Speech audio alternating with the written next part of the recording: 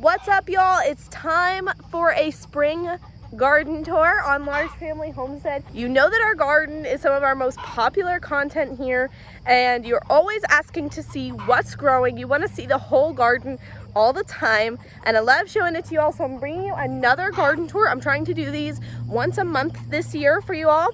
If you guys saw last month, this is going to provide a lot of updates for you because we've planted a lot more warm season crops.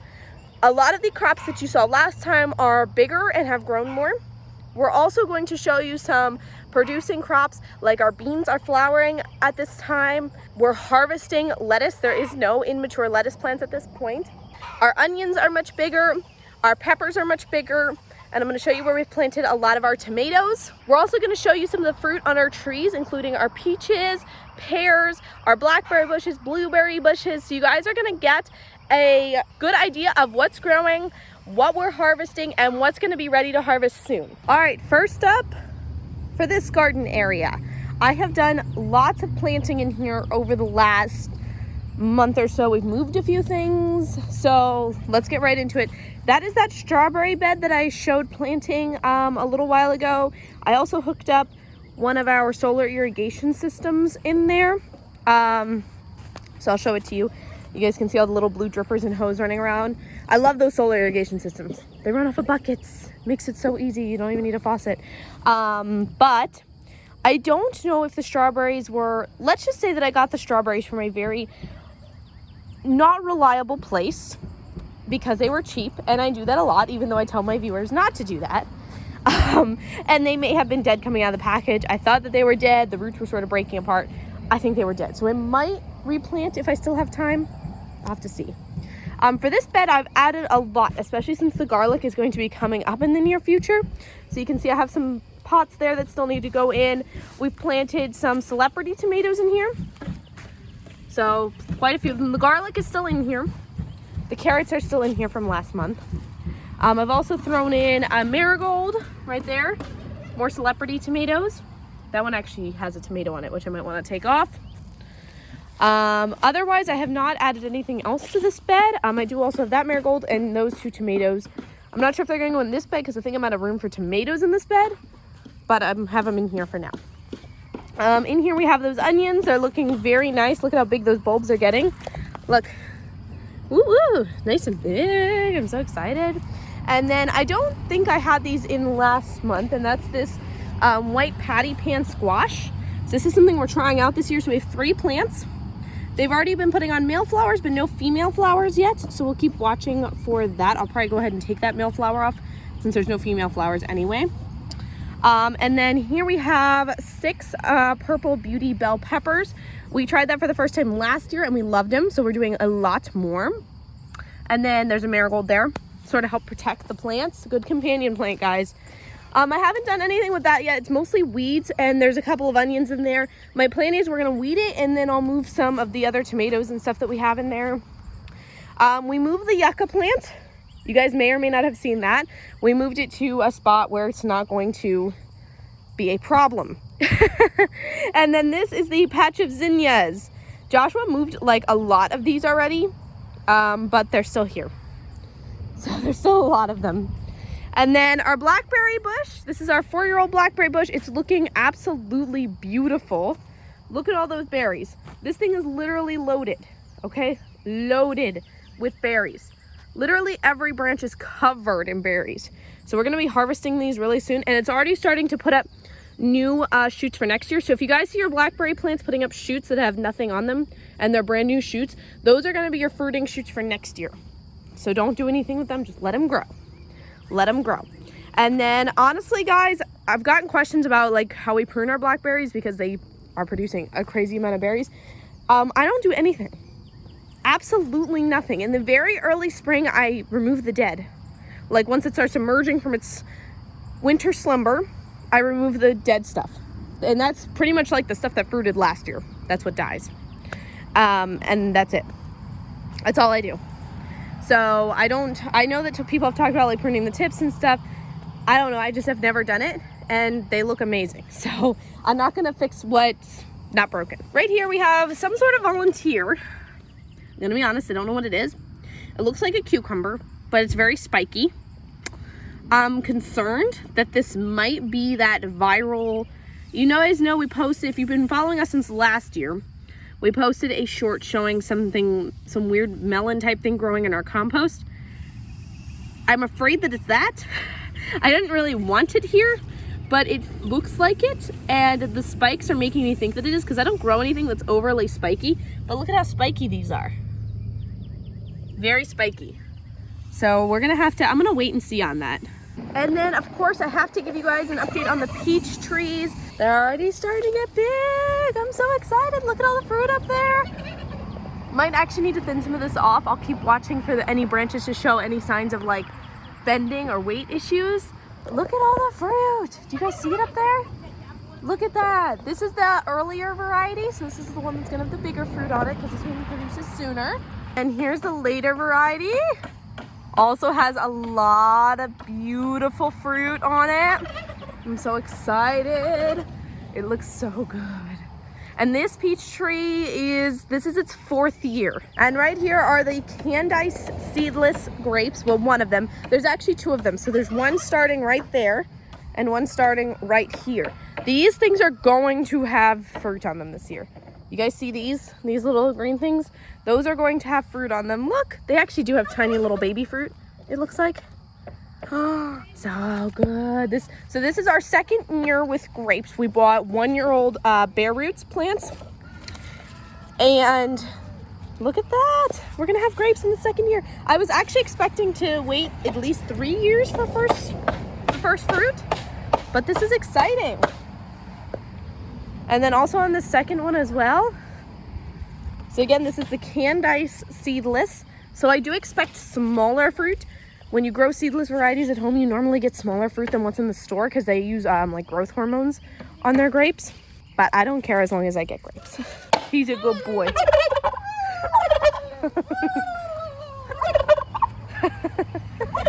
Oh, you're funny. Everyone say hello to Tommy. All right, so besides onions in this bed, we also added a sweet banana pepper. This is one that we're trying out. Has a pepper on it. Maybe I should take that off. I feel like it's too big now. I might as well just let it grow. So we added 1 sweet banana pepper to try. If you guys didn't know, onions and peppers are great companion plants. There's the bunnies enjoying some grass. And then in this onion bed, we added a mint chocolate bell pepper. I may have had this in last year. This one's a little bit bigger, got some flowers on it. I might remove those leaves around the bottom, but it looks really good so far. And this is one also that we're trying this year. So we just have one. Stealing the spotlight over there with his gobbling. In this little cattle tub, we just had this little straggler onion. But I also added just recently a tomato, a zinnia, and a marigold. And again, this is our new garden bed space. If you guys haven't seen it yet, I only have, I think, like 3 or 4 more garden beds that need to be filled. And I'm gonna move some of these down to our back garden because I'm sort of running out of space up here. So this is all onions, guys, the entire thing. I probably need to pull some of these ones that are bolting, ones that just haven't pushed out of the soil probably. But you can see a lot of the onions have started putting on bulbs. This is very exciting. So soon, once the onions are ready to harvest, I'll be able to clear out this entire bed and plant something totally new in here, which is exciting and awesome. And then there is one of the Marcus seedless grapes. So these grapes were planted at the same time as the Candice seedless. They did grow a little bit slower, but they actually grew at like the rate that you would expect for grapes. So like the Candice just grew like crazy, where the Marcus grew like at a normal rate. So here's one of them. We're not gonna have fruit on these this year. So this is a green variety and the Candice is a red variety. And then in this veggie bed, which if you guys didn't know, veggie beds are amazing. I have done videos about them. They offer so many different configurations. They're very high quality galvanized metal beds, safe for organic crops. They also come with that rubber on the top, but you guys can get so many different configurations and sizes and styles. So whatever you guys need, they've got you covered. Make sure you guys go check out. I'm gonna leave a link and a discount code at the top of the description for you so that you guys can check them out.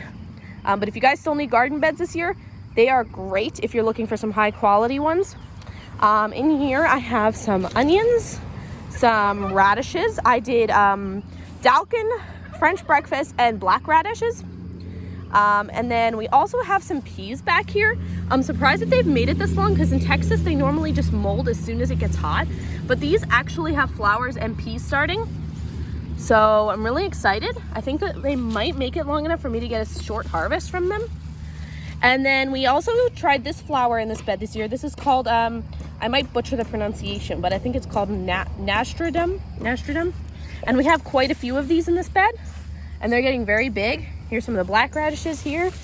And then I also have eggplant, which is being eaten, so I need to spray these. Another pea plant. And then here's another solar irrigation system, same company, just a different style. I love that they run off the buckets, guys. They're great. And then I have grow bags here. So in the grow bags, I have a tomato and a marigold there. Onions, another tomato. So that's 4 grow bags. We'll get to the rest of them in a minute. But in this veggie gut bed, I have a tomato, zinnias, some beans, just a couple, lettuce, that's a zucchini, more lettuce, tomato, and a zinnia. And then we also have a marigold here. This one was really, really sad marigold, so I think it might make it. It's a little baby. It was a very, very sad little baby marigold at the nursery, so we'll see about that one. I had to trim a lot of it away because it was already dead. Great bed. I've been harvesting lots of lettuce from here. Very excited. And then in that metal bed there, I have onions and carrots exclusively. So many carrots. They're probably soon ready to harvest. I'll have to watch. Soon we're gonna be out of carrot growing season for Texas, so they're gonna have to be pulled up. Lots of big onion bulbs. So excited for that onion harvest. In that grow bag there, which has fire ants, so we'll do that, take care of that soon, is an eggplant and a zinnia. And then in this one we have some red lettuce, more red lettuce, and onions. And then in this bed we have onions and a black beauty eggplant we're trying out. We have some grow bags here that contain potato plants. Beautiful potato plants. I actually still have a few potatoes to put in bags. So I'll try and do my best to get them in before it gets too hot. The great thing about grow bags is you guys can move these around. If you realize that like it's too hot where they are, you can move them to a cooler area of your yard. You can shade them with your house. So grow bags are great for that. They're great for patio gardens as well. And then that has nothing in it because it doesn't have soil. It's just one of Joshua's experimental beds. It's really, really big, so I haven't filled it. I'm not sure that if I'm gonna fill that before like fall maybe.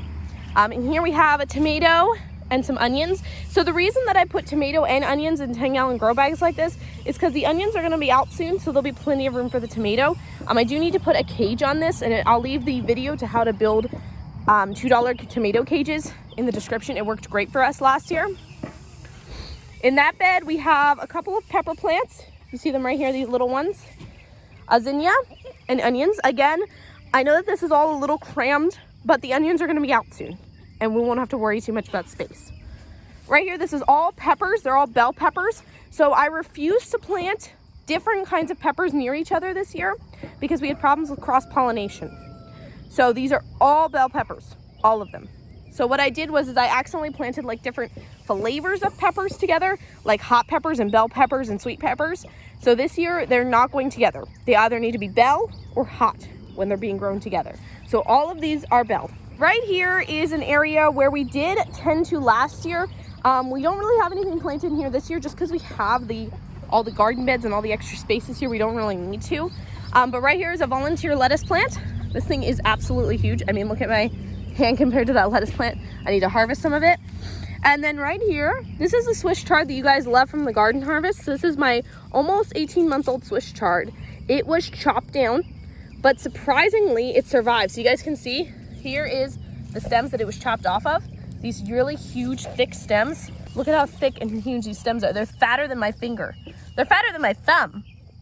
Look at that. They're huge. And that's where it was chopped off of, and it's actually coming back. It's coming back all on its own. So that's great. Here I have some Brussels sprouts that are going to seed. There's actually one plant there that is not going to seed. I don't know if I can still harvest from it or not. I'm gonna be honest, I haven't really tried to harvest from it because I thought it'd be too hot. But this one actually has not gone to seed. It looks like I might be able to harvest some sprouts off of it, maybe some small ones. And then there's some turnips here that are going to seed. This is sort of like the going to seed bed. There was also some cabbage down here, but I think it got shaded out by the, that one actually looks okay. That might be one of the only ones though. And then we have this huge arch trellis here. And so what we're doing with it is on this side, we have cucumbers. I think I showed this to you guys last month, but they now have flowers and tiny little baby cucumbers. Cucumbers are super easy to do in Texas. Highly recommend. So we've got a whole bunch of cucumber plants there. And then on the other side, we're doing loofah. So you can see those small little dark green plants? Some right there, a whole bunch right there. Those are loofah. So they're coming up. And then this is that onion bed. The only thing that we did is we added some zinnias on the edges of the onion bed here. There's some chives that I need to chop. And then in this garden bed here, we have hot peppers, specifically, and Kentucky Wonder pole beans. Love, love, love Kentucky Wonder pole beans. Highly recommend if you have the space for them. They grow crazy amounts of beans, and as long as you keep picking them, they keep producing. So what I'm doing is I'm letting them grow up on this bed here, on this beautiful arch trellis bed. Peppers and beans are good companion plants. They love each other very much, so perfect to put in a bed together. Here's another bed of onions right here. Another zinnia. And then over here, I'm doing some tomato plants in ground. As you can see, it's very weedy. I have planted a few in ground. So you can see there is one here, right here. There is one there. I think that's all. Oh no, and there's one on the other side of that seed tray. That's all I've gotten in so far because it's very weedy. You can see I'm sort of trying to work my way in and clear all the weeds and stuff. And then over here, I have still those beets that are growing. There's a few straggler radishes left. And then also these French beans, which are probably ready to start harvesting from. Some red lettuce. You guys can see that under there. Swiss chard, and then beans. So these beans are literally, there's tons of flowers. Oh my, I've never seen so many flowers on beans. I wonder if it's just like producing all of its crop at once maybe, but I'm gonna have to check because these might have beans. I saw flowers on them a little while ago. I was seeing some baby beans a few days ago, so there might be some beans on here. If you guys didn't see our last garden tour, there is a raspberry bush right there. You guys see that? That's a raspberry bush. I think it's 2 years old now. A blackberry bush with lots of berries. Ooh, so excited. This one's a little bit later than the one I showed you, the 4-year-old. So the two-year-olds is the other one, is Owachita. So it's a thornless. All of our blackberries are thornless. That one also has a lot of berries on it. So exciting. And then right here is our huge elderberry bushes. I think these are 3 years old now with lots of flowers. Look at all those flowers. Every one of those clusters is going to become a cluster of berries. And they are all over. We had tons of berries last year. You guys saw we made syrup. And I still have some syrup. That's how much syrup we made. But tons of flowers. We have 2 bushes here. That's all this is. This entire thing is 2 bushes. And then here's a 2-year-old bush right here. Or a 1-year-old. That's a 1-year-old bush. And another 1-year-old bush. I don't know what crazy people thought we needed more, but apparently we do. And then right here, this is actually a dewberry bush that's growing in our garden. So it's like a wild blackberry. Normally they're smaller. They're very thorny, so definitely be careful if you plan to harvest from them. But here is one. Oh, that just popped off. So here's a done one. You guys can eat these. They taste just like blackberries. We normally harvest them. They're all over our property, but here's one growing right in our garden. I noticed it is a little red. I'm gonna try it and see if it's any good. It was a little underripe, but it was still sweet. And then right here is our Asian pear tree. This beauty has having fruit on it for the first time. This is a 3-year-old plant right here with Asian pears. So if you guys have never had Asian pears, they're very round and they have an apple-like crunch to them. So not like the traditional pears that are very mushy and they're pear-shaped. These are actually apple-shaped and have an apple crunch to them, but they taste like a pear. And they're very good. They actually are a pear. So this thing has a decent amount of fruit on it. And then right here's a blueberry bush. This is a emerald blueberry bush. Did pretty well over the summer. It died a lot. We lost a lot of the plant, but the first summer is always the hardest in Texas. And then here's one that did really, really bad over the summer. And this is a rebel. I think this is actually in a worse spot too on top of it, but we're gonna trim this one back. It's still sort of alive on this side, so we're gonna trim it back and hopefully it'll make the next summer okay. Inside the greenhouse, I'm still keeping my micro dwarf tomatoes. So here we have, and I've actually harvested some off of these. You can see they're covered in flowers and probably fruit. I haven't been in here in a while, so they may have fruit on them that's like ready to harvest. Oh yeah, I see some down here that's ready to go. So I may have some on these other ones as well. I mean, look at how big these tomatoes are getting, guys. That's a pretty decent sized tomato right there that's not even turning color yet. So I'm gonna have to stand these up and see what I can find. I'll check during my garden harvest. Oh, here's another one. So this is great, guys. It was really great for like an early spring harvest of a few tomatoes, especially if you're a big tomato eater. I am not personally a big tomato eater. Oh, here's another one. Big tomato right there. But the rest of them, a lot of the family is. So, you know, we grow what the family likes to eat. And if they like tomatoes, that's what we're going to do. Putting them in the greenhouse really, really helped because the humidity is much higher in there, which helped with the flowering. And then also because it's warmer in there, that helped them get a much earlier start than the rest of our tomatoes that are outside. And you guys can see that ferny looking stuff right there. I don't want to get too close because you can see it is also wrapped in poison, which we're going to take care of. But you can see this ferny stuff here is asparagus. We already harvested our asparagus for the year. We harvest it very, very early here in Texas before it gets warm.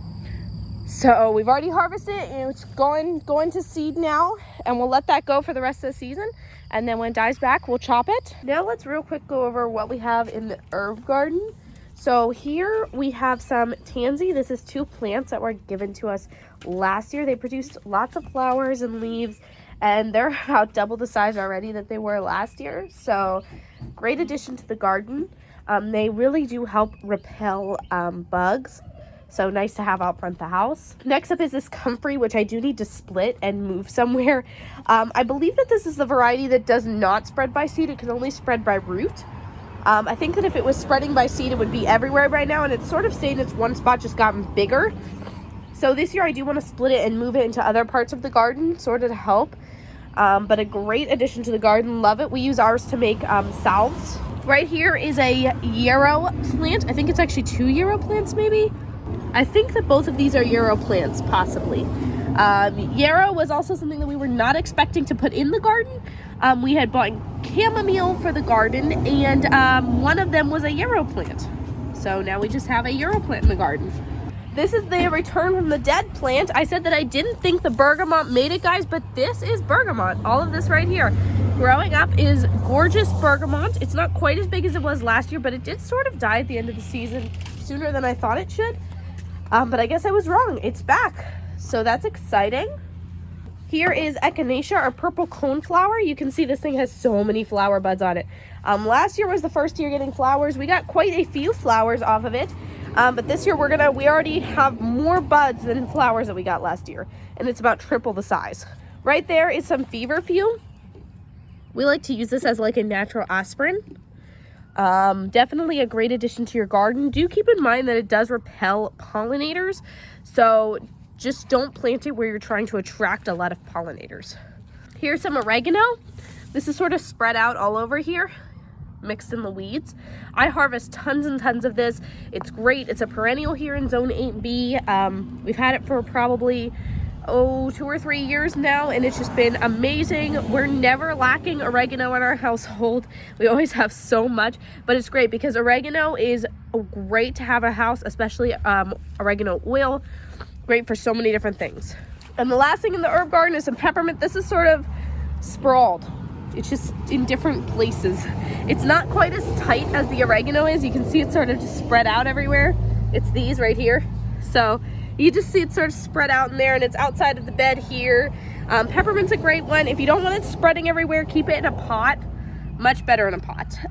But we have ours in ground, and it just likes to spread, and we have to keep it sort of contained. We just rip it up and use it when it's coming out of its area, like it is sort of here. So that's what we do to contain ours. And so far it's been working okay. It's been around as long as the oregano.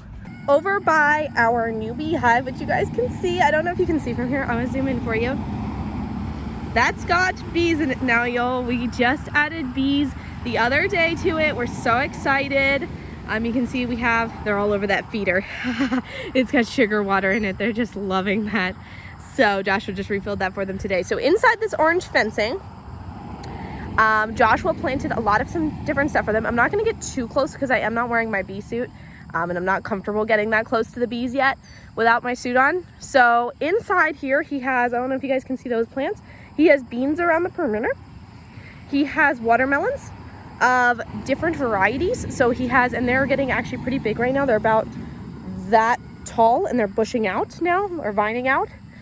So he has Jubilee, Sugar Baby, and Orange Glow. Orange Glow is one of our favorites. He also has zinnias, and I don't know if y'all can see, but that zinnia right there has a bloom on it. So that's what he's got planted in here.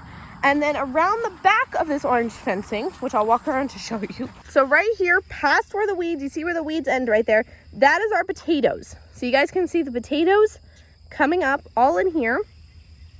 They're coming up very, very well right now. I'll zoom in just a little bit so you guys can see where those hills of straw are. They do need to be hilled again, but they are very tall. We planted these earlier than the ones in the grow bags, so they are taller and doing much better.